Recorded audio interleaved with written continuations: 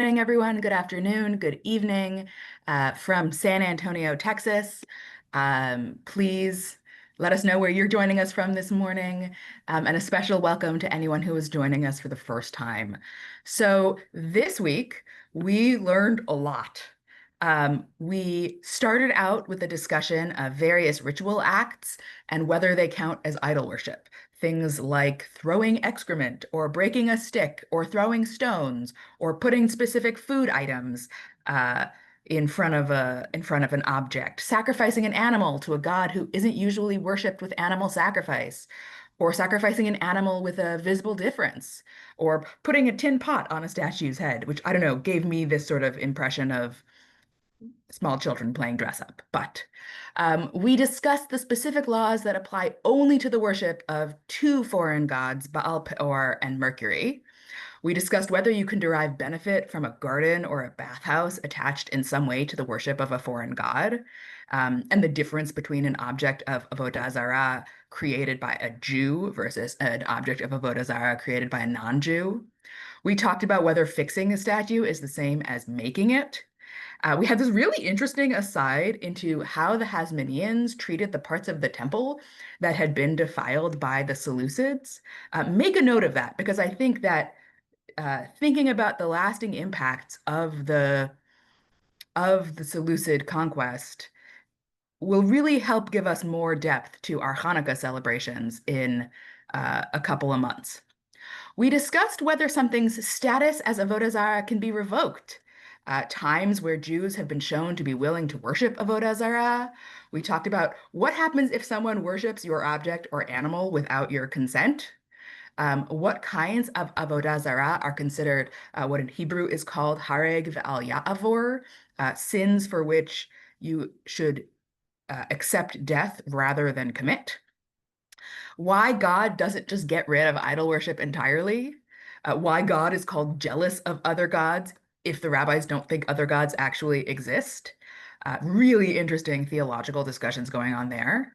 We discussed why avodah zarah sometimes seems to work, right? If this is false, why is it that sometimes people with problems turn to foreign gods and then their problems are fixed? We talked about, and then we went back to talking about wine. You never talk too much about wine, apparently.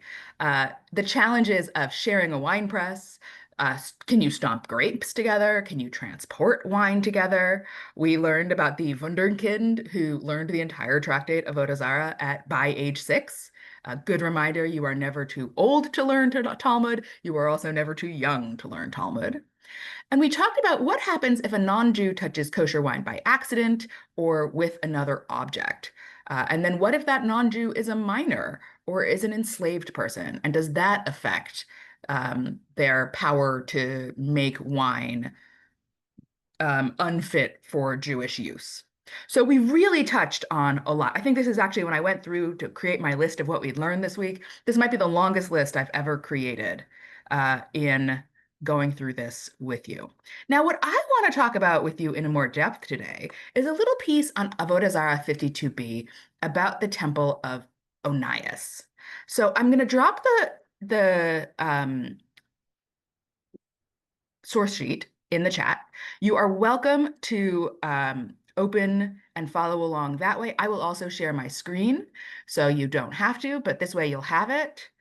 Where is it? Great question. Here we are. Okay.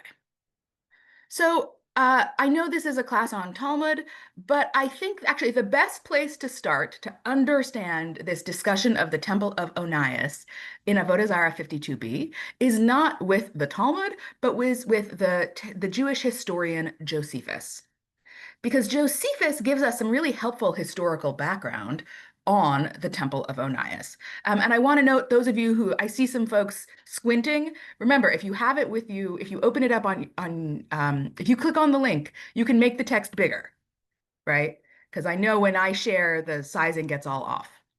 So this is what Josephus says about what the heck that is. So there's a high priest whose name is Onias, and right before all of the big hullabaloo with the events that become celebrated as Hanukkah, There is an internal debate over who should be the high priest in Jerusalem, whether it should be sort of a traditionalist high priest named Onias, or whether it should be a Hellenizing high priest named, I think it's first Jason and then Menelaus, or the other way around, a Hellenizing priest. And the traditionalist priest Onias loses the debate and he runs away to Egypt because he doesn't want to get killed. Now, his son eventually also, whose name is also Onias, his son also ends up running away to Egypt. And here's what Josephus tells us about Onias the son, who is Onias the fourth. Apparently, it's a family name. But then the son of Onias the high priest, who was of the same name with his father, and who fled to King Ptolemy, right? So he flees to Egypt, to Alexandria.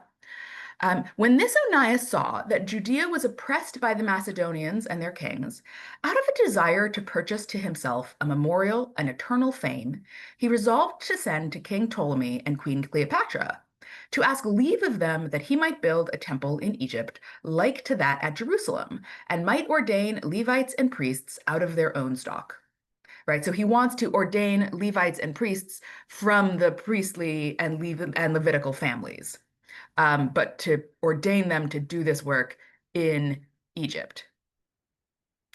Now, the reason he was desirous to do so was that he relied upon the prophet Isaiah, who lived above 600 years before, and foretold that there was certainly to be a temple built to Almighty God in Egypt by a man that was a Jew. And Onias was elevated with this prediction. So Josephus tells us Onias has two reasons that he wants to build a temple to the Jewish God in Egypt. Reason one that he identifies is that all of this chaos is going on in Jerusalem and it is making people unable to worship God there. And so he wants to create a space where people, Jews, can continue to worship God outside of the chaos of Seleucid versus Jewish conflict. The second reason he wants to build this temple is because apparently there was a prophecy that at some point in the future, says the prophet Isaiah, there would be a temple in Jerusalem to God. And Onias, for whatever reason, it takes a special kind of person to look at a prophecy and say, oh my gosh, I think it's talking about me. But Onias was that kind of person, and he was like, yep, it's talking about me. So he wants to build this temple. He writes to Ptolemy and Cleopatra and he asks for permission, and they give him permission. And then here's what Josephus says. So Onias took the place and built a temple and an altar to God, like indeed to that in Jerusalem, but smaller and poorer. I think it's worth noting Josephus is a priest who has lived in Jerusalem. He's clearly got some, even beyond theological issues, I think we have some like local pride we're seeing here. Now, I do not think it proper for me to now describe its dimensions or its vessels, which have already been described, etc. However, Onias found other Jews like to himself, together with priests and Levites, and there performed divine service. But we have said enough about this temple. So that's what the Temple of Onias is. The Temple of Onias is a temple that is built by a guy named Onias in Egypt, based on the temple in Jerusalem, where sacrifices are offered by people who are actual priests and actual Levites, and they are all dedicated to the God of Israel. Right? So that's just some important context for us because the Talmud kind of assumes we know all of that in its discussion of the Temple of Onias, and I'm not convinced we all do. So now we do. And as we're going, if you have questions about what we're reading, drop them in the chat. Mara can let me know if something is rising to the top. I already see somebody who noted that there is a, we sort of know there's this period of rapid high priest turnover, right? Yoram asked this question, and is this related? Absolutely. We're in that period before there's several periods of rapid high priest turnover. There's one under the Romans, but we are in another period of pretty rapid high priest turnover, and also the kinds of politicking that lead one faction to assassinate the high priest, to want to put their own person up. So really some very complicated politicking. It's not It's not surprising that Onias chooses to flee to Alexandria rather than try to fight it out. Um, I'll say that. All right, so now let's look at what the Talmud says about this text. Because one of the things that we've been talking about is how can we use items that are dedicated to other gods in our own lives? And now that leads them to ask this question, can we use items that were dedicated to our God, but wrong, in our own lives as well? All right, and I think that's an important piece that we should know. And you kind of get this in Josephus's snark. The more you read Josephus, you might pick up on, his real feelings about the Temple of Onias. But Josephus firmly believes, as do the rabbis, as we could argue perhaps does, the book of Deuteronomy, that the God of Israel should only be worshipped through sacrifice at, right, what Deuteronomy calls the place that God has chosen, right? Which um, early readers see immediately as Jerusalem. So you are still doing the wrong thing if you are worshiping God in a temple through sacrifice in Alexandria. All right, so here's the Talmud's discussion. Rabbi Yossi ben Shaul asked Rabbi Yehuda Hanasi, vessels that were used in the temple of Onias, what is the halacha with regard to using them in the temple? Right? I mean, if he's got replicas of everything, Lord knows we can always use a backup, right? If those make their way to Jerusalem, can we use them in the temple? Now, if they were idolatry, the answer would be no. But what is this temple, right? It's wrong, but it's not is it a Avodah Zarah? Right? I mean, that's sort of what they're trying to figure out. And he raised this dilemma according to the one who says that the temple of Onias was not a temple of idol worship. As we learn, so there's a Mishnah that gets quoted in Menachot. We're going to learn a lot more about the laws of where to sacrifice and what to do if you sacrifice wrong in about a year. But right, there's a Mishnah that says priests who served in the temple of Onias may not serve in the temple that is in Jerusalem. And needless to say, priests of something else. So the Mishnah says if you are a priest, a real priest, right? You were born of priests, and you served in the temple of Onias, and you moved back to Jerusalem. Can you go work at the temple there? Well, the Mishnah says no. If you've served at the temple of Onias, you're not allowed to serve at the temple of Jerusalem. And then the Mishnah continues, and obviously, priests of a different kind of temple can't serve there at all. Now, the rabbis read that Mishnah as distinguishing between two things, right? Priests who serve in the temple of Onias and priests who serve as to something else. Now, the something else, right? We know because we're in Tractate of Avodah Zarah, the something else is Avodah Zarah. So the rabbis read this as saying, okay, so the Mishnah is telling us the temple of Onias isn't quite Avodah Zarah, but it's still wrong, right? It's wrong, but it doesn't quite fit the category of Avodah Zarah. All right, so the Mishnah says very clearly, according to the Talmud, that if you are a priest who served in the temple of Onias, you are not allowed to serve in the temple in Jerusalem. Now we're going to ask a question. Is it only the priests that the sages penalized, as they possess awareness, but not vessels? Right? Or perhaps there is no difference, right? I think we can say priests, you can say a lot of things about, Kohanim, but one thing I think we can all agree is that they are human. And as humans, they have cognition. They have free will. They make choices, right? So they have made a choice to serve at the temple of Onias, knowing that tradition suggests it is completely unacceptable on every level. But I think we can also say that vessels, right? And here I'm thinking, not just big vessels like a menorah, but even, the cups that get used or the bowls that get used to wash people's hands, they don't have cognition, right? They're not being used in the temple in Onias, where by choice. They didn't consent to that, right? They're objects.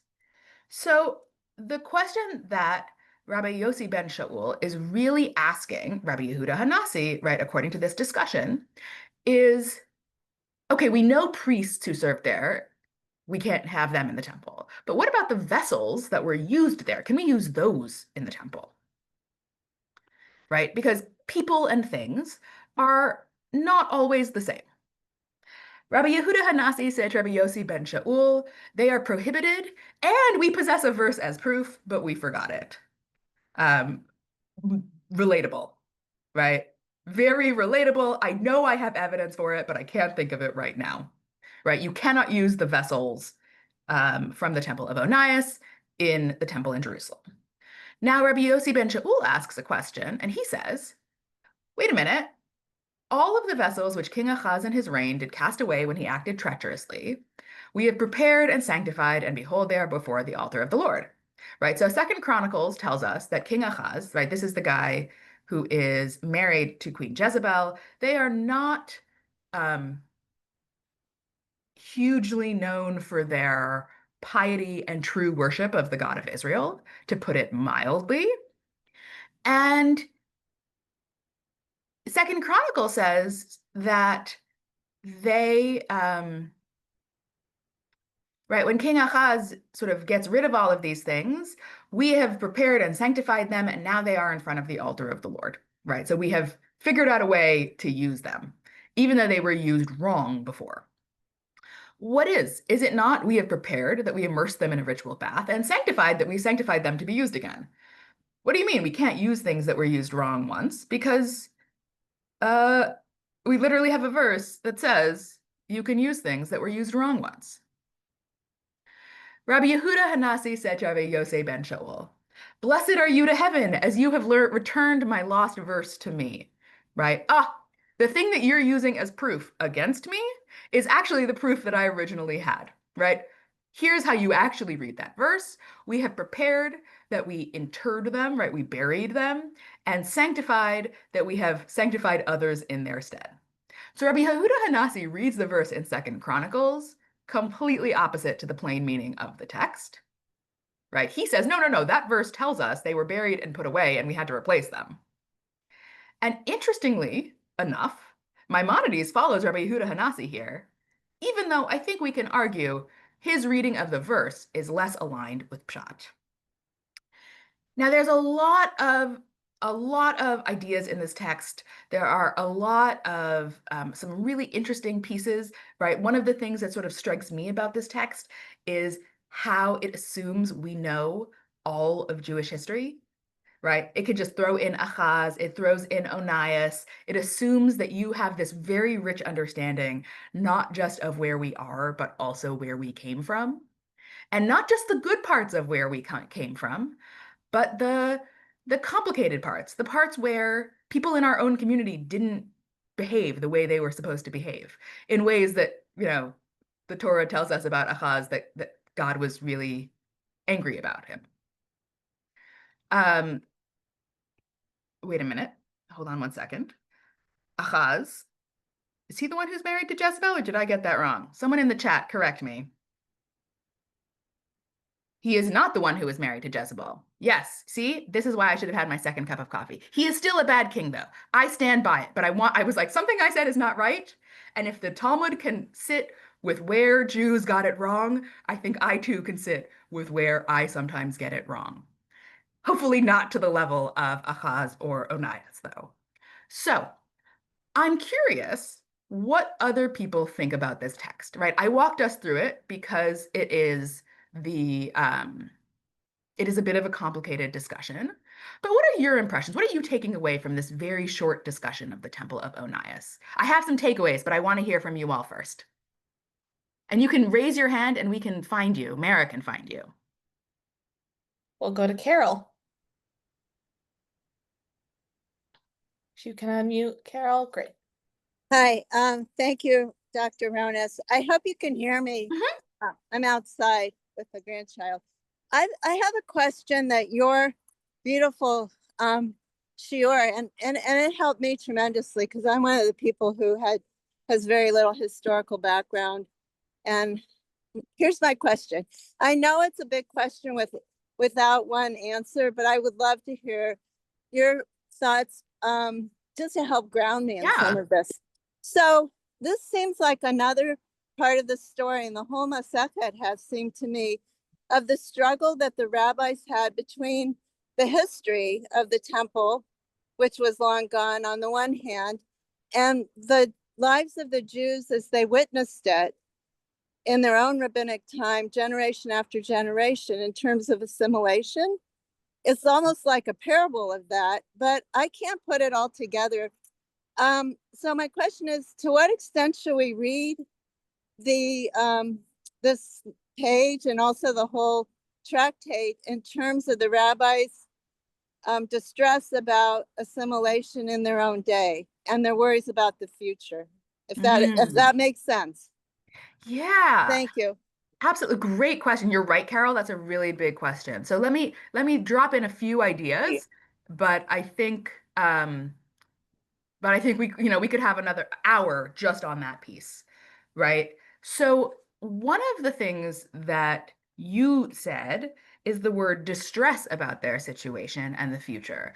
And I want to argue, I think distress, we see a lot of it, but I think we're also seeing hope. Um, our own Dr. Rachel Scheinerman, in her PhD dissertation, argued that the rabbis, for a very long time, really do think that they're going to rebuild the temple. We know the temple isn't rebuilt, and so we read a lot of what is happening as um, how do we build a new kind of Judaism that's going to last? And I certainly think we have pieces where we see that. But part of what we're also seeing is a hope that there will be a temple again where we worship God, and that we want to make sure we are doing it in the ways that are appropriate and correct. Um, you know, I think the word assimilation is a very modern word. It's a fear that really has shown up mostly post-Enlightenment. But I think even without fears of assimilation, we do see fears or maybe not fear, questions about how do you live in a world as an authentic kind of person where other people are different?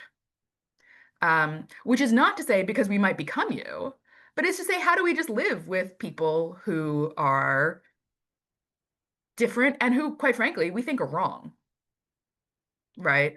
Not just different, but wrong. Um, and I will also say, I think we see in these texts throughout um, a sense the rabbis are aware that relationships between Jews and non-Jews have often been really fraught. And there are a number of really key moments in their history, thinking here under Rome, thinking here about, Antiochus, where non-Jews have been terrible, um, horrific, whether intentionally or not, murderous. And how do you live in a world where everything seems topsy-turvy and the people who shouldn't be in power are in power, and you have to work with them and also want to stay true to yourself and to your community. And so, I do think we're seeing all of those pieces come together here. Now, what's particularly interesting about this particular story is that for the first time in a while, we're talking not about non-Jews who might get it wrong in their worship. We've now shifted the conversation to talking about Jews who got it wrong in their worship. Now, I just want to note, because Robert Starr just put this in the chat, and I think it's so important, and it builds, Carol, on what you said, and it actually gets to what I was sort of really interested in this daf. So Robert wrote in the chat that the last daf softened the boundary and allowed more conversation between Jews and non-Jews, right? We've seen ways, especially with those discussions about buying a wine press or stomping wine together, where the rabbis are actually allowing a lot of work and interaction, economic interaction between Jews and non-Jews. And I'll also note I don't know. Listen, I've never stomped grapes, but I've seen the episode of I Love Lucy. So in my head, it's a pretty small vat. And if you're spending an entire day stomping grapes with a group of non-Jews, then you are probably also talking to each other, maybe grabbing onto someone's arm as you're about to fall, right? This isn't just we're going to sit next to each other and, you know, play on our laptops. This is right. This is a really collaborative kind of work. So the rabbis are creating a lot of space for really collaborative kinds of work. Um, and on the one hand, we're seeing the rabbis softening the boundary, as Robert notes, between Jews and non-Jews, right? Avodah zarah may not actually be all the things, right? It's actually a technical term that has limits. At the same time, I think in this discussion, what we're seeing is the rabbis are saying, but that's not the only way people get it wrong, right? Avodah zarah is a helpful category, but it's not the only category that produces difference. That says some people are one way and some people are another. Another way to produce that difference is, are you worshiping the right God in the wrong place? Right? And so what we're not seeing is one line and there's people on one side and people on the other. We're seeing actually a set of really fuzzy and intersecting lines. But if we were really going to map out what's going on in these conversations, 2 weeks ago, was it? Maybe three, I don't remember.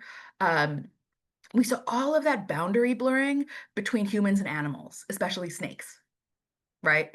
Here we're now seeing boundary blurring between Jews and non-Jews in some economic spheres. And we're also seeing boundary blurring in the other direction, or maybe boundary creation between different kinds of Jews.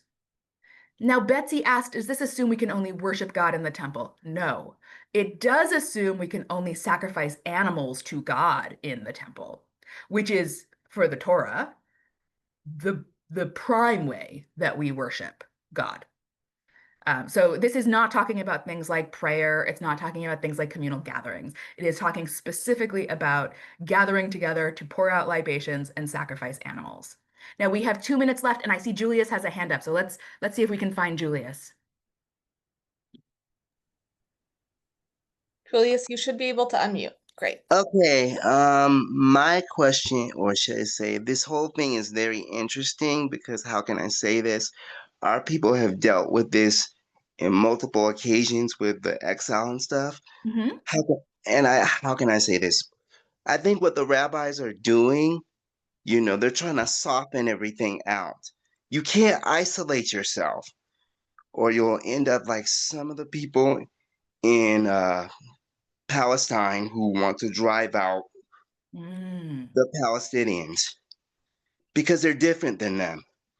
We're supposed to be a light to the Gentiles. That's what we're Mm. called to do. I think you're pointing to some really key pieces here, right? And I think this is a challenge of actually this is a big challenge of being a political majority, that those of us who live in different parts of the world, where Jews are a minority, don't experience, right? Because as a religious minority, you're sort of are forced to interact with people in all kinds of ways, and religious majorities often aren't forced to do that. And that can lead to isolation. That can lead to really different perceptions about things that are going on in the world. That can lead to lack of understanding of other people in the world. I think that's true. What I love about this text, I think what you pointed out is correct, right? Is that it's hard to be a light unto the nations if you don't talk to them. And the rabbis are creating all kinds of space for productive collaboration, but they're also saying, but even among Jews, there are people who get it wrong. And we can name that, and there are consequences. And I think we're seeing, right, this beautiful web of boundary softening and boundary creation, both in a historical sense and in a present sense. And I think what you're pointing out is that continues to happen in Jewish communities across the world today. So with that, we are out of time. I wish you all a wonderful week of learning, and I will see you at some other point when I join you again. So have a wonderful Shabbat and enjoy the next week of Avodah Zarah. Bye, everyone. Thank you. Of tractative, I'm sorry. Yes.